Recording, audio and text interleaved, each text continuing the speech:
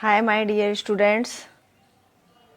अब हम बात करेंगे उपार्जित रोगों के प्रकार, यानी ऐसे रोग जो किसी व्यक्ति में उसके जन्म लेने के उपरांत और जब तक वो जीवित रहता है उसके जीवन में होने वाले जो रोग हैं, जिन रोगों से वो ग्रसित होता है, वो कितने प्रकार के होते हैं। तो ये दो प्रकार के होते हैं, एक संक्रामक रोग और दूसरे असंक्रामक रोग। संक्रामक रोग का मतलब छुआछूत से, यानी एक दूसरे से, एक व्यक्ति से दूसरे व्यक्ति तक फैलना, ये संक्रामक रोगों के अंतर्गत आते हैं। और दूसरा असंक्रामक रोग, यानी ऐसे रोग जो छुआछूत से नहीं होते हैं, जो एक व्यक्ति से दूसरे व्यक्ति में नहीं जाते हैं। तो देखो, पहले संक्रामक रोगों को देख लेते हैं। संक्रामक रोग, जो रोग एक व्यक्ति से दूसरे व्यक्ति में आसानी से संचारित हो सकते हैं, उन्हें संक्रामक रोग कहते हैं। अर्थात ऐसे रोग जो किसी व्यक्ति को है, ऐसा रोग जो किसी व्यक्ति को है और वह रोग उस व्यक्ति से दूसरे व्यक्ति में आसानी से पहुंच जाए। जैसे अभी हाल ही में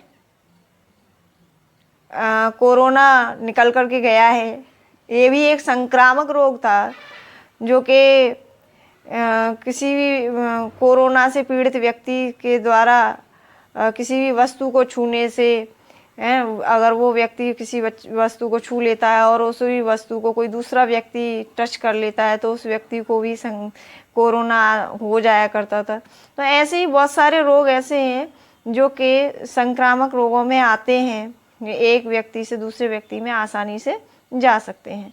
ये रोग रोगाणुओं के कारण होते हैं। विभिन्न प्रकार के रोगाणु होते हैं जिनसे होते हैं, है ना। इसमें जीवाणु, विषाणु, कुछ भी आ सकता है, तथा विभिन्न माध्यमों द्वारा और भी कई माध्यम हो सकते हैं जिसके द्वारा मनुष्य जो है आसानी से संक्रमित हो सकता है ना। विभिन्न माध्यमों द्वारा संक्रमित मनुष्य से स्वस्थ मनुष्य में पहुंचते रहते हैं। जैसे मलेरिया है, टाइफाइड है, जुकाम है, एड्स है आदि। जैसे मैं एक उदाहरण जुकाम का ही दूँ तो इसमें क्या है कि नॉर्मली बात है कि जैसे हम जुकाम, कोल्ड से हम पीड़ित होते हैं तो हमारा हाथ जो है बार बार नोज़ को टच करता है और उसके बाद में हम विभिन्न चीज़ों को छूते हैं। अब जैसे अब क्या है कि उसके रोगाणु जो है, जो भी चीज़ें हमने टच की उनसे लग गए। अब उसके बाद में अगर कोई अन्य व्यक्ति उन चीज़ों को टच करता है तो वो आसानी से जो है जुकाम इत्यादि जो है प्रकार के रोग वो दूसरे व्यक्तियों को भी आसानी से हो जाते हैं। तो ऐसे रोगों को हम संक्रामक रोग कहते हैं। संक्रामक रोगों के कारक, यानी इनको ले जाने वाले कौन कौन से हैं, तो विषाणु, जीवाणु, कवक, प्रोटोजोआ आदि हो सकते हैं। और इसमें विभिन्न जो रोग हैं जैसे एड्स है, सुजाक है, सिफिलिस है, हेपेटाइटिस है, ये जो रोग हैं ये लैंगिक संपर्क के द्वारा फैलते हैं। ये जो है आपसी संबंधों के द्वारा, है ना, फैलते हैं। और असंक्रामक रोग दूसरा प्रकार है। असंक्रामक रोग, ये रोग एक व्यक्ति से दूसरे व्यक्ति में संचारित नहीं होते हैं। ऐसे रोग जैसे आप उस व्यक्ति के साथ में खाना खाएं, पानी पिएं, लेकिन एक दूसरे में जो है नहीं फैल सकते हैं। जैसे किसी को कैंसर हो जाए। कैंसर क्या है? एक अर्बुद, एक अनियंत्रित कोशिकाओं का एक बड़ा भंडार खड़ा होने लगता है जिनका कोई उद्देश्य नहीं होता, है ना। कैंसर है। अब ऐसे पेशेंट के साथ में कोई बैठे तो क्या उसे छूने से उसको दूसरे व्यक्ति को कैंसर हो जाएगा? नहीं होगा। ऐसी एलर्जी है, डायबिटीज़ है, मान लीजिए किसी का शुगर लेवल बढ़ा हुआ है, अगर उस व्यक्ति के साथ में कोई बैठे तो क्या उसका शुगर लेवल बढ़ जाएगा? नहीं होगा। तो ऐसे बहुत सारे रोग हैं जो कि छुआछूत से नहीं फैलते हैं, एक दूसरे के संपर्क में आने से नहीं फैलते हैं। ऐसे रोगों को असंक्रामक रोग कहा जाता है।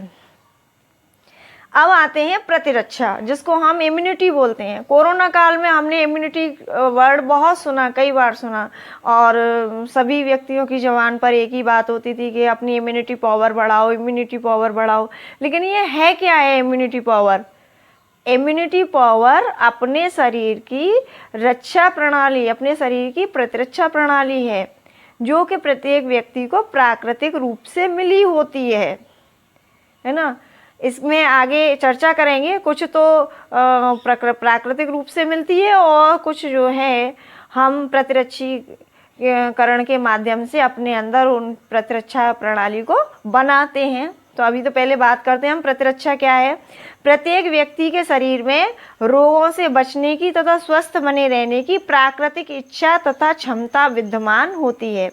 अर्थात जब कोई भी बच्चा इस दुनिया में जन्म लेता है तो उसके शरीर में विभिन्न प्रकार की रोगों से लड़ने की क्षमता विद्यमान होती है और उन्हीं से वो जो है रोगों से लड़ता है।